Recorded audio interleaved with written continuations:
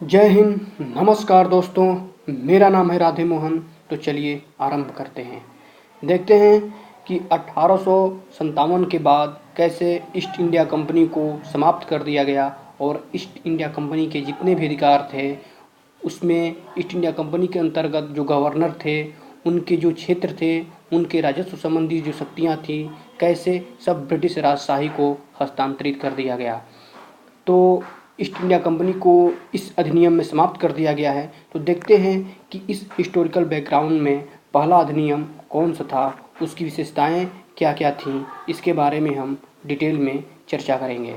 तो पहला जो अधिनियम है वो ये है 1858 का भारत शासन अधिनियम। इसकी विशेषताएं पर हम नज़र दौड़ाते हैं। भारत का जो शासन है वह अब महारानी विक्टोरिया के हाथों में आ गया और गवर्नर जनरल को अब वायसराय के नाम से जाने जाना लगा। वायसराय जो था वो ब्रिटिश ताज का प्रत्यक्ष प्रतिनिधि बन गया और ऐसे जो वायसराय थे, जो प्रथम वायसराय थे, वो लॉर्ड कैनिंग थे। देखिए, यहाँ एक बात मैं याद दिला देता हूँ कि प्रथम भारत का गवर्नर जो था वो लॉर्ड विलियम बेंटिक थे और गवर्नर जनरल जो थे वो वारेन हेस्टिंग्स थे और वायसराय जो थे वो लॉर्ड कैनिंग थे। इस अधिनियम का दूसरा जो महत्वपूर्ण विशेषता है, इस अधिनियम ने नियंत्रण बोर्ड और निर्देशक कोड को समाप्त कर दिया और साथ ही में द्वैध शासन प्रणाली को भी समाप्त कर दिया गया। तो इतना ध्यान रखिएगा, 1858 का भारत शासन अधिनियम में द्वैध प्रणाली को समाप्त कर दिया गया और द्वैध प्रणाली को शुरुआत किया गया था 1784 के पिट्स इंडिया एक्ट में। तो 1784 के पिट्स इंडिया एक्ट में भी नियंत्रण बोर्ड का भी गठन किया गया था और नियंत्रण बोर्ड और निदेशक कोर्ट और द्वैध शासन प्रणाली, इन तीनों को 1858 के भारत शासन अधिनियम में समाप्त कर दिया गया। अब तीसरी विशेषता ये है कि इसमें एक नए पद का सृजन किया गया जिसे भारत के राज्य सचिव के रूप में जाने जाना लगा, जिसमें प्रांतीय प्रशासन पर पूर्ण नियंत्रण की शक्ति निहित थी। इस भारतीय राज्य सचिव को जितने भी प्रांत के भारत का प्रशासन था उस पर संपूर्ण रूप से इसका अधिकार हो गया और यह ब्रिटिश कैबिनेट का सदस्य हुआ करता था। और ये जो ब्रिटिश कैबिनेट थी यह ब्रिटिश संसद के प्रति उत्तरदायी थी। तो भारत का जो राज्य सचिव है इसमें नया एक जोड़ा गया इस संविधान के अंतर्गत। चौथा जो है वो सदस्यीय परिषद का गठन किया गया, जो एक सलाहकार समिति थी। सदस्यीय परिषद का मतलब यह हुआ दोस्तों कि जो देश का प्रशासन था वो पूरी तरह से एक ही नहीं बल्कि कठोरता से केंद्रीकृत भी कर दिया गया था। राज्य क्षेत्र को प्रांतों में बांटा गया था और प्रत्येक प्रांत में शीर्ष पर एक गवर्नर हुआ करता था जिसे लेफ्टिनेंट गवर्नर कहा जाता था और उसकी सहायता के लिए एक कार्यकारी परिषद का निर्माण किया गया था। वास्तव में ये प्रांतीय जो सरकारें हुआ करती थी वो भारत सरकार के सिर्फ अभिकर्ण मात्र थी। उन्हें प्रांत के शासक से संबंधित सभी मामले में गवर्नर जनरल के अधीक्षण और निर्देशन और नियंत्रण के अधीन ही काम करना पड़ता था। तो भारत के राज्य सचिव जो थे उन्हीं के लिए ये जो सदस्यीय परिषद का गठन किया गया था उसमें 15 सदस्य जोड़े गए थे जो सिर्फ एक सलाहकार समिति थी और इस परिषद का जो अध्यक्ष हुआ करता था वो भारत का राज्य सचिव है। पांचवी जो विशेषता है ये भारत सचिव परिषद का गठन किया गया।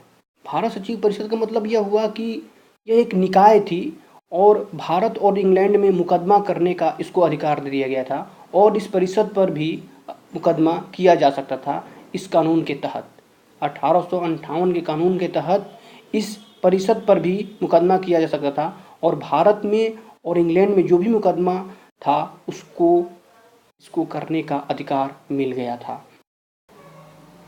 तो इस अधिनियम में कोई विशेष महत्वपूर्ण सुधार नहीं किया गया था, सिर्फ प्रशासनिक मशीनरी जो थी उनमें कुछ दोष थे और उसी में संशोधन किया गया था, क्योंकि जिसके माध्यम से इंग्लैंड में भारतीय सरकार का अधीक्षण और उसका नियंत्रण करना था वो उसका मालिक इंग्लैंड में रहता था और वो चाहता था कि प्रशासन सुचारू रूप से चले।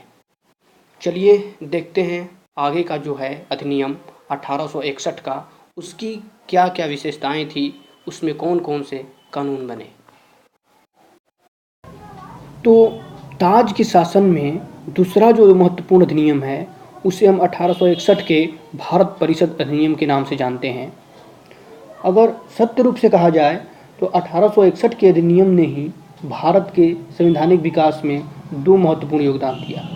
पहला था, इस अधिनियम ने विधि बनाने के कार्य में भारतीयों के सहयोग का प्रारंभ किया, और दूसरा जो था वो प्रांतीय विधानसभाओं को विधि बनाने का भी अधिकार दिया। तो चलिए देखते हैं क्रम वाइज इसमें कौन कौन सी विशेषताएं थी। पहला था, इस अधिनियम द्वारा भारतीयों को विस्तारित परिषद में शामिल करने की बात की गई। इसके द्वारा क्या हुआ, कानून बनाने की प्रक्रिया में भारतीय प्रतिनिधियों को शामिल किया गया। इस प्रकार वायसराय जो था, जो लॉर्ड कैनिंग थे, 1862 में लॉर्ड कैनिंग ने 3 भारतीयों को मनोनीत किया था विधान परिषद में। उनके जो नाम थे वो थे भारत के बनारस के राजा, पटियाला के महाराजा और सर दिनकन राव। सर दिनकन राव को भी विधान परिषद में मनोनीत किया गया था। यह अधिकार दे दिया गया था वायसराय को कि आप गैर सरकारी सदस्यों को नामांकित कर सकते हैं विधान परिषद में। दूसरा जो अधिनियम का विशेषता था कि बम्बई और मद्रास प्रेसिडेंसियों को पुनः विधायी शक्ति मिली। हुआ क्या था कि 1833 का जो चार्टर अधिनियम आया था, जिस समय कंपनी का शासन था, उस समय मद्रास और बम्बई के गवर्नरों को विधायिका संबंधी शक्ति से वंचित कर दिया गया था, और भारत के जो गवर्नर जनरल था उसको पूरा अधिकार मिल गया था विधायिका के रूप में। लेकिन 1861 का जो अधिनियम है पुनः उन्हें यह अधिकार दे दिया, और 1937 तक प्रांतों को संपूर्ण स्वायत्तता हासिल करने की भी अधिकार दी गई। तीसरी जो विशेषता है वो बंगाल सहित 3 राज्यों में विधान परिषदों का गठन किया गया।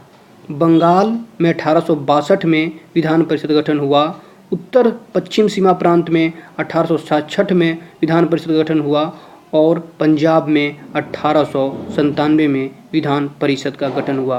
तो इनको तीनों को याद कर लीजिएगा। 1862 में बंगाल में विधान परिषद का गठन किया गया, 1866 में उत्तर पश्चिम सीमा प्रांत में, और 1897 में पंजाब में विधान परिषद का गठन हुआ।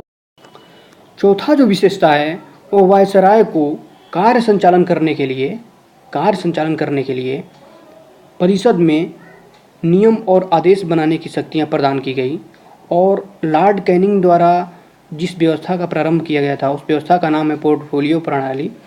तो लॉर्ड कैनिंग ने ही 1859 में पोर्टफोलियो प्रणाली की शुरुआत की थी, उसको भी इसमें मान्यता दे दी गई।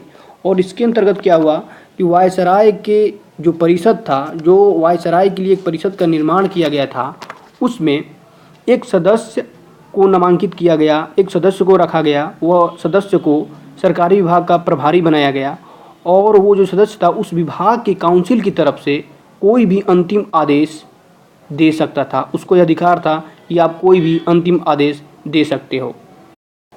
इस अधिनियम की 5वीं जो विशेषता है वो यह है कि इसने वायसराय को आपातकाल में बिना काउंसिल के संस्तुति के अध्यादेश जारी करने का अधिकार दे दिया, और यह जो अध्यादेश है उसकी अवधि जो थी वो सिर्फ 6 माह के लिए होती थी। तो तीसरा जो अधिनियम है उसको हम 1892 के अधिनियम के नाम से जानते हैं। चलिए देखते हैं इसकी क्या क्या विशेषताएं थी। केंद्रीय और प्रांतीय विधान परिषद में अतिरिक्त गैर सरकारी सदस्यों की संख्या बढ़ाई गई।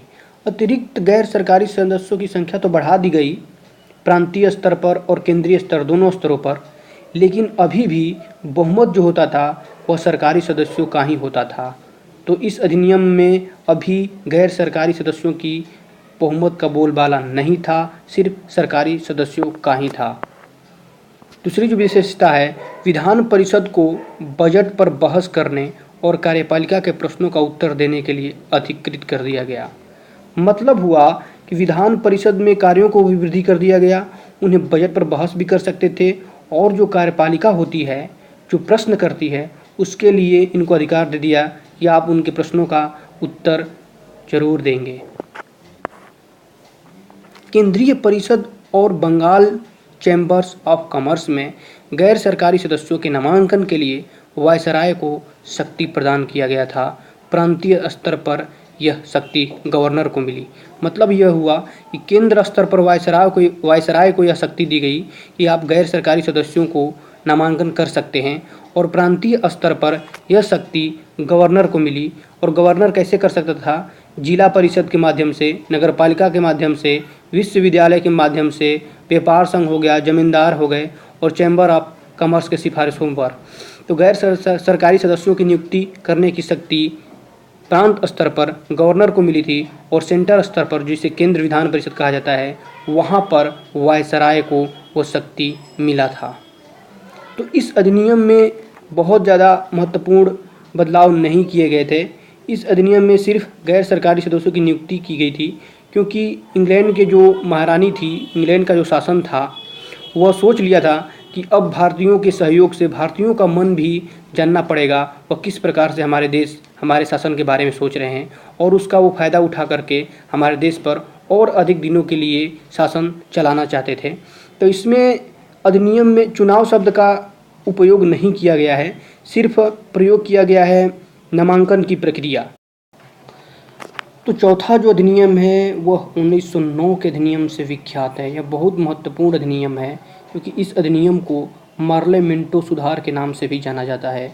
जो मॉर्ले थे, लॉर्ड मॉर्ले, इंग्लैंड में भारत के राज्य सचिव थे। राज्य सचिव का नया पद है। इसका सृजन 1858 के भारत शासन अधिनियम में किया गया था, जैसा कि मैंने पहले बताया है पहले स्लाइड में। तो और ये जो थे लॉर्ड मिंटो, यह भारत में वायसराय थे। तो इस अधिनियम का एक और नाम है, इतना याद रखिएगा, लॉर्ड मार्ले मिंटो सुधार। इसका जो विशेषताएं हैं वो केंद्रीय और प्रांतीय विधान परिषद के आकार में काफ़ी वृद्धि हुई। केंद्रीय और प्रांतीय विधान परिषद दोनों में आकार में वृद्धि कर दिया गया। केंद्रीय परिषद में इसकी संख्या जो थी 16 से 60 हो गई, लेकिन प्रांतीय विधान परिषद में इसकी संख्या निश्चित नहीं थी।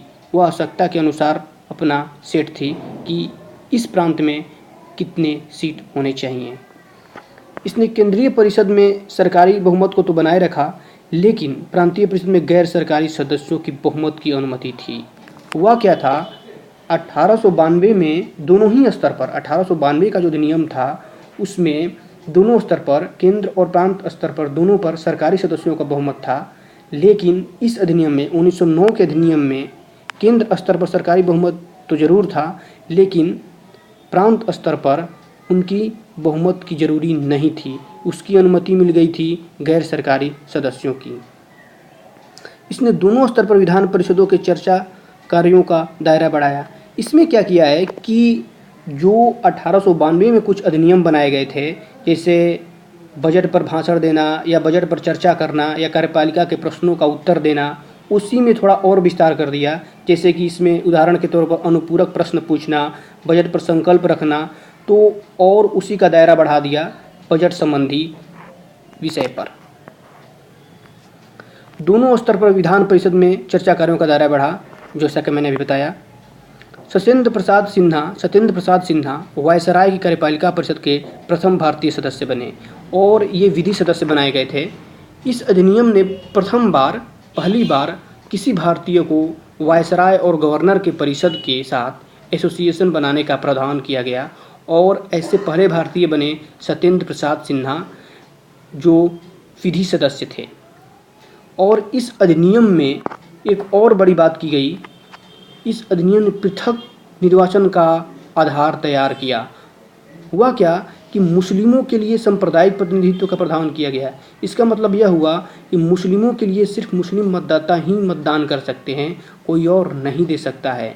तो यहीं से फूट डालो और राज करो का जो नीति है अंग्रेज़ों ने खेलना शुरू किया। यह खेल ही कहा जाएगा भारतीय जनता के साथ कि मुस्लिमों के लिए मुस्लिम वर्ग ही, और उस समय भारतीय जनता उतनी बहुत अधिक शिक्षा वाली नहीं थी, उसको उतना समझ में नहीं आता था इसका मतलब क्या होता है। वो सिर्फ अपने वर्ग को जीतना और देखना चाहती थी, अपने वर्ग को उत्थान करते हुए देखना चाहती थी।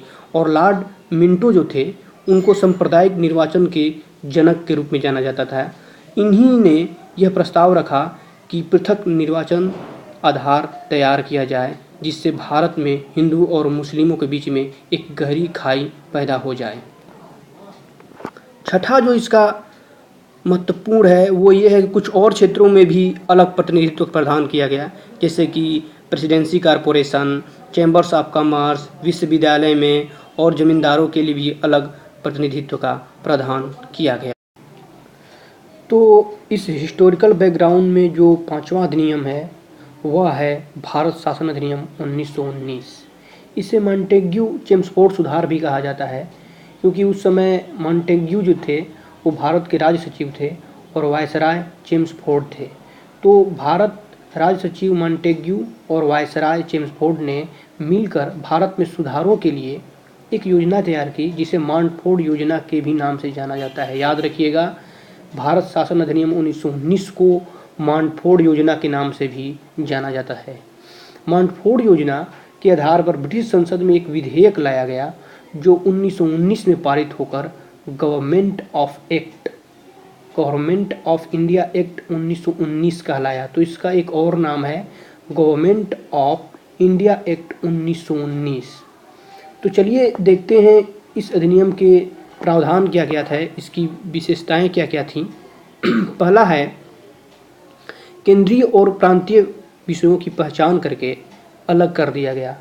मतलब इसका यह हुआ कि केंद्र के जो विषय थे और प्रांत के जो विषय थे उन दोनों को अलग कर दिया गया और उन दोनों के आधार पर यह तय किया गया कि केंद्र अपने सूची पर अधिनियम बनाएगी और प्रांत अपने सूची पर अधिनियम बनाएगी।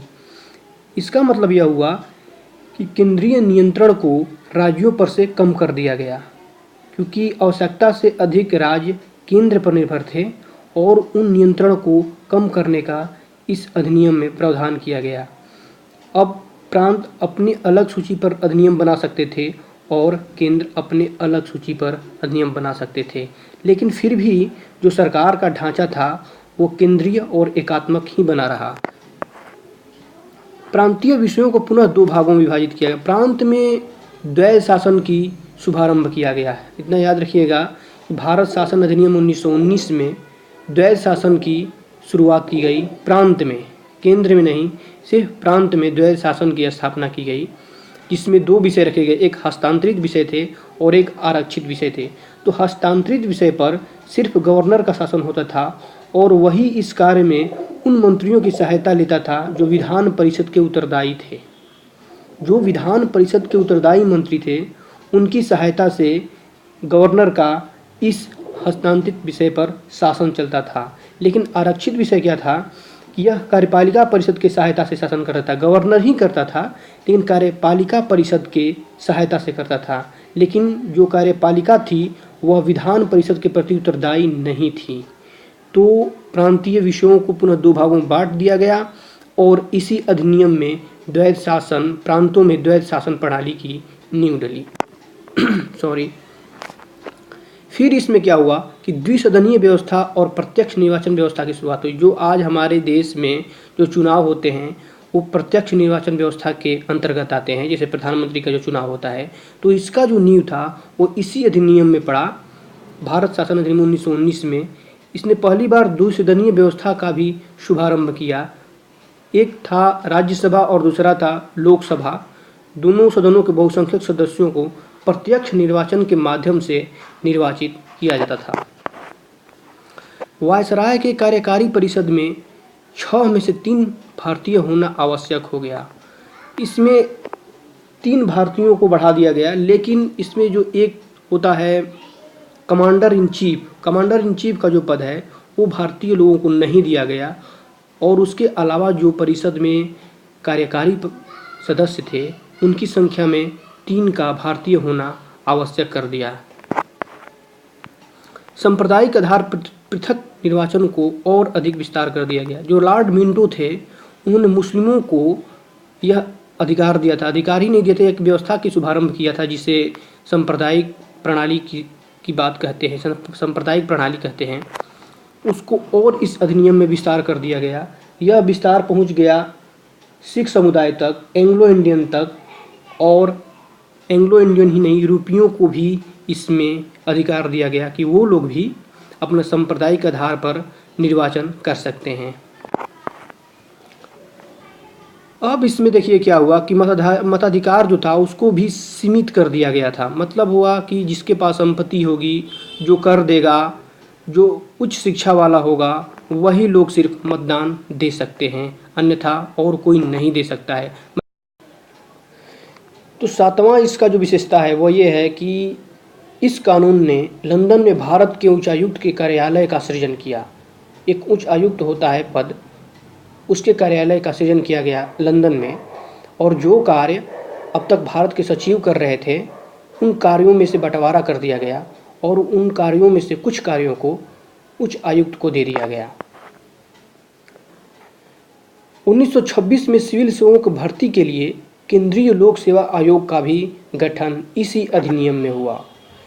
इस अधिनियम ने पहली बार केंद्र बजट और राज्य के बजट को अलग कर दिया। पहले क्या था कि केंद्र के बजट और राज्य के जो बजट हुआ करते थे उन दोनों को सम्मिलित रूप से राज्य के विधानसभाओं में प्रस्तुत किया जाता था, लेकिन इस अधिनियम ने पहली बार केंद्र के बजट को और राज्य के बजट को अलग कर दिया। लेकिन राज्य विधानसभाओं को अपना बजट स्वयं बनाने के लिए अधिकृत कर दिया और केंद्र को अपना बजट बनाने के लिए अधिकार दे दिया इस अधिनियम ने। इस अधिनियम के अंतर्गत एक वैधानिक आयोग का गठन किया गया। वो वैधानिक आयोग ऐसा था जो जितने भी इसमें विशेषताएं हैं, जितने भी इसमें नियम बने हैं, उनकी देख रेख करेगा और अपना जो रिपोर्ट है वो 10 वर्ष के बाद प्रस्तुत करेगा। अब है भारत शासन अधिनियम 1935। 1935 के भारत सरकार अधिनियम द्वारा भारत में उत्तरदायित्वपूर्ण शासन की स्थापना का मार्ग प्रशस्त किया गया। भारत का वर्तमान संवैधानिक ढांचा जो भी आप देख रहे हैं वो काफ़ी हद तक इसी अधिनियम पर आधारित है, भारत शासन अधिनियम 1935 पर। तो चलिए देखते हैं इस अधिनियम की विशेषताएं क्या क्या थी। भारतीय संघ की स्थापना की गई, मतलब इस अधिनियम द्वारा सर्वप्रथम भारत में संघात्मक सरकार की स्थापना की गई। आप लोगों ने पहले आर्टिकल में देखा होगा, लिखा है संविधान में कि India that is Bharat shall be A union of state, मतलब भारत अर्थात इंडिया राज्यों का संघ होगा। तो ये शब्द इसी अधिनियम से लिया गया है जब सर्वप्रथम भारत में संघात्मक सरकार की स्थापना की गई। इसमें 3 सूचियाँ थे। पहली सूची जो थी वो संघीय सूची जिसमें 59 विषय थे, राज्य सूची 54 विषय थे और समवर्ती सूची 36 विषय थे। तो संघीय सूची पर सिर्फ केंद्र अपना कानून बना सकता था, राज्य सूची पर राज्य बना सकते थे और समवर्ती सूची दोनों के लिए था, राज्य के लिए भी था और संघीय सूची संघ के लिए भी था, संघ के लिए भी था समवर्ती सूची। लेकिन जो अतिरिक्त शक्ति थी वो वायसराय को दे दी गई थी। हालांकि यह संघीय व्यवस्था कभी अस्तित्व में नहीं आया क्योंकि जो देशी रियासत हुआ करते थे उस समय, वो लोग इसमें शामिल होने से मना कर दिया। इस अधिनियम की दूसरी जो व्यवस्था है वो ये है कि भारत शासन अधिनियम 1919 में जो द्वैध शासन लगाया गया था, तो जो द्वैध शासन प्रणाली की शुरुआत की गई थी प्रांतों में, उसको इस अधिनियम में भारत शासन अधिनियम 1935 में समाप्त कर दिया गया और उसको अब केंद्र में लेकर चला गया। मतलब अब जो द्वैध शासन था वो केंद्र में लागू हो गया, यहाँ से हटा दिया गया और राज्यों को अत्यधिक स्वायत्ता दे दी गई। स्वायत्ता कैसे दी गई कि जो केंद्र का नियंत्रण था राज्यों पर उसको कम कर दिया गया और राज्य अपनी इच्छा अनुसार कोई भी नियम और कानून बना सकते थे। तो अभी मैंने बताया केंद्र में शासन प्रणाली की शुरुआत की गई, संघीय विषयों का हस्तांतरण कर दिया गया और आरक्षित विषयों को भी विभाजन किया गया। मतलब आरक्षित और हस्तांतरण विषय दोनों पर गवर्नर का ही राज चलेगा, लेकिन आरक्षित विषय जो हुआ करते थे वो विधान परिषद के उत्तरदायी नहीं थे, उसके जो कार्यपालिका थी विधान परिषद के प्रति उत्तरदायी नहीं थी, लेकिन जो हस्तांतरित विषय था वो विधान परिषद के प्रति उत्तरदायी थी। 11 राज्यों में 6 में से द्विसदनीय व्यवस्था की स्थापना की गई, जिसमें बंगाल थे, बिहार था, बम्बई था, मद्रास था, संयुक्त प्रांत जिसे उत्तर प्रदेश के नाम से अब हम जानते हैं, तथा असम। इन 6 राज्यों में द्विसदनीय व्यवस्था की शुभारंभ की गई, लेकिन हुआ क्या कि इन पर काफ़ी प्रतिबंध लगा दिए गए थे। मैं प्रतिबंध के बारे में आगे वाली वीडियो में बताऊंगा कि क्या क्या प्रतिबंध थे और कैसे लगाए गए थे। दलित लोगों, महिलाओं तथा मजदूर वर्गों के लिए भी अलग निर्वाचन की व्यवस्था की गई। यह एक सांप्रदायिक निर्वाचन है जो लॉर्ड मिंटो द्वारा शुरुआत की गई थी और उसका यहाँ पर विस्तार किया गया है और कुछ नहीं। भारत परिषद को समाप्त कर दिया गया। क्यों समाप्त कर दिया गया? कि भारत परिषद तो इसके लिए बनाया गया था, भारत परिषद जो था वो भारतीय सचिव के लिए बनाया गया था और उसको इस अधिनियम में समाप्त कर दिया गया। क्यों समाप्त कर दिया गया? कि इंग्लैंड में भारत सचिव को अब सलाहकार की टीम मिल गई थी जो वहीं से अपनी सहायता लेकर के अपना कार्य कर रहा था। 10% जनसंख्या को मत देने का अधिकार दिया गया। भारत शासन अधिनियम 1919 में क्या था? यह एक सीमित था कि जो कर देते हैं, जिनके पास संपत्ति है, जो उच्च शिक्षा वाले हैं, वही सिर्फ मतदान दे सकते हैं। लेकिन इस अधिनियम में उसको विस्तार किया गया, 10% जनसंख्या अब मत दे सकती थी। ये बहुत इम्पोर्टेंट है कि भारतीय रिजर्व बैंक की स्थापना इसी अधिनियम में किया गया। इतना ध्यान रखिएगा कि भारतीय रिजर्व बैंक की स्थापना इसी अधिनियम में किया गया। क्यों किया गया था? कि देश के अंतर्गत जो मुद्रा होती थी, साख पर नियंत्रण कैसे करना है, उसको कंट्रोल करने के लिए भारतीय रिजर्व बैंक की स्थापना। भारत शासन अधिनियम, भारत सरकार अधिनियम 1935 में स्थापना भारतीय रिजर्व बैंक की गई। संघ लोक सेवा आयोग की स्थापना की गई। प्रांतीय सेवा आयोग तथा संयुक्त सेवा आयोग की भी स्थापना की गई। संयुक्त सेवा आयोग क्या है दोस्तों? कि संयुक्त सेवा 2 या 2 से अधिक राज्यों के लिए संयुक्त सेवा आयोग की स्थापना की गई थी और केंद्र के लिए एक अलग थी और प्रांत के लिए अलग थी। अब हमारा देश आज़ाद हो गया इस अधिनियम द्वारा। भारत स्वतंत्रता अधिनियम 1947 द्वारा हमारा देश आज़ाद हो गया। 20 फरवरी 1947 को, ये डेट याद रखिएगा, 20 फरवरी 1947 को ब्रिटिश प्रधानमंत्री क्लीमेंट एटली ने घोषणा की कि 30 जून 1947 को भारत में ब्रिटिश शासन को समाप्त कर दिया जाएगा और इसके बाद जो सत्ता आएगी, उत्तरदायी सत्ता, उसको भारतीय हाथों में सौंप दिया जाएगा। लेकिन इस बात पर मुस्लिम लीग भड़क गई और आंदोलन कर दिया। वो लोग एक ही मांग पर टिके रहे कि हमें एक अलग राष्ट्र चाहिए। तो 3 जून 1947 को ब्रिटिश सरकार ने फिर स्पष्ट कर दिया कि 1946 को जो संविधान सभा का गठन किया गया था वह उन क्षेत्रों में लागू नहीं होगा जो इसे स्वीकार नहीं करते। स्वीकार कौन नहीं कर रहा था? सिर्फ मुस्लिम लीग। तो उसी दिन वायसराय लॉर्ड माउंटबेटन ने, हालांकि वायसराय पद को इस अधिनियम में समाप्त कर दिया गया है, लेकिन अभी हम वायसराय के नाम से ही बोलेंगे। 3 जून 1947 को वायसराय लॉर्ड माउंटबेटन ने एक योजना बनाई और वो योजना दोनों लोगों को स्वीकार था, कांग्रेस को भी और मुस्लिम को भी, जिसे हम माउंटबेटन योजना के नाम से जानते हैं। इस प्रकार भारतीय स्वतंत्रता अधिनियम 1947 बनाकर उसे देश में लागू कर दिया गया। तो चलिए देखते हैं भारत स्वतंत्रता अधिनियम 1947 की विशेषताएं कौन कौन सी हैं।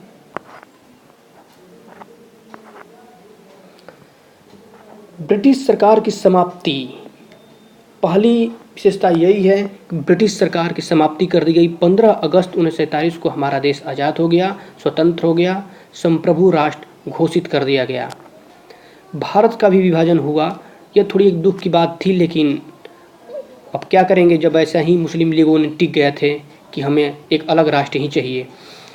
इसने भारत का विभाजन कर 2 स्वतंत्र डोमिनियन संप्रभु राष्ट्र भारत और पाकिस्तान का सृजन किया, जिन्हें ब्रिटिश राष्ट्रमंडल से अलग होने की स्वतंत्रता थी। ब्रिटिश राष्ट्रमंडल उस समय थी और उससे भारत और पाकिस्तान दोनों को अलग होने का स्वतंत्रता थी।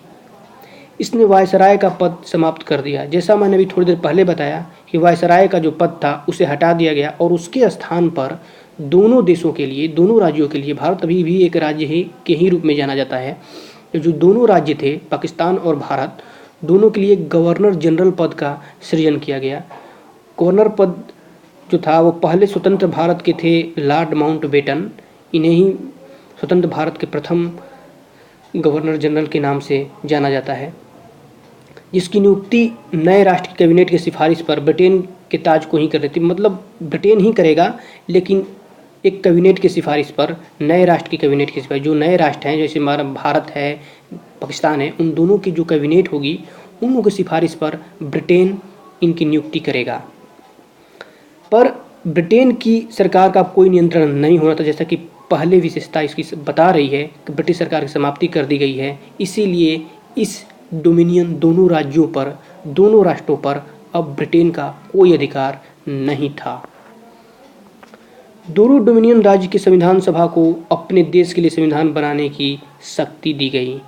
इसने दोनों डोमिनियन राज्यों को, संविधान सभाओं को अपने देशों का संविधान बनाने और उससे किसी भी देश के संविधान को अपनाने की शक्ति थी। मतलब वो किसी भी देश के संविधान को अपना सकते, जैसे कनाडा है, साउथ अफ्रीका है, तो बहुत सारे उस समय ऐसे देश थे, अमेरिका था, तो आप किसी भी देश के संविधान को अपना सकते हो, ऐसी शक्ति दे दी गई इस अधिनियम में। सभाओं को यह भी शक्ति थी कि किसी भी ब्रिटिश कानून को समाप्त करने के लिए कानून बना सकते। जो कानून बनाए गए थे भारत देश को संचालित करने के लिए, उन कानूनों को भी समाप्त करने की शक्ति दे दी गई थी इस अधिनियम में। इसने दोनों डोमिनियन राज्यों को, संविधान सभाओं को यह शक्ति प्रदान की कि वे नए संविधान का निर्माण एवं कार्यान्वित होने तक अपने अपने संबंधित क्षेत्रों के लिए विधानसभा बना सकती थी। मतलब जब तक आपका संविधान सभा नहीं बन जाता है तब तक आप अपने क्षेत्रों में एक विधानसभा का सृजन कर सकते हैं। अपने अपने क्षेत्रों में, जिन क्षेत्रों में आप चाहते हैं उन क्षेत्रों में विधानसभा का सृजन कर सकते हैं। 15 अगस्त 1947 के बाद ब्रिटिश संसद में पारित हुआ कोई भी अधिनियम दोनों डोमिनियन पर तब तक लागू नहीं होगा। मतलब 15 अगस्त 1947 को भारत देश आज़ाद हो गया था, ब्रिटिश सरकार की समाप्ति हो गई थी और ब्रिटिश संसद में जो अधिनियम बनेंगे, क्योंकि वही अधिनियम भारत देश पर लागू होते थे ब्रिटिश संसद में जो बनते थे, तो 15 अगस्त 1947 के बाद जो अधिनियम ब्रिटिश संसद में बनेगा भारत देश के लिए, वो भारत पर तब तक लागू नहीं होगा जब तक यहाँ के लोग, यहाँ की जो डोमिनियन इस कानून को मानने पर बाध्य नहीं हो जाती है या मानती नहीं है। यदि वो उसको अप्रूव नहीं करती है कि हम आपके नियम को लागू करना चाहते हैं, तब तक आप, मतलब ब्रिटिश संसद उस पर लागू नहीं कर सकती है। ऐसा इसमें अधिकार दे दिया गया भारत स्वतंत्रता अधिनियम 1947 में।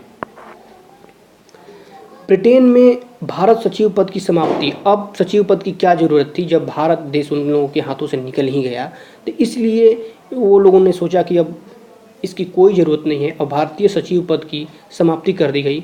और इसकी जो भी शक्तियाँ थी वो राष्ट्रमंडल, जो अभी मैंने पहले बताया जो उस समय राष्ट्रमंडल थी, तो राष्ट्रमंडल के जो राष्ट्र सचिव हुआ करते थे उनको दे दी गई।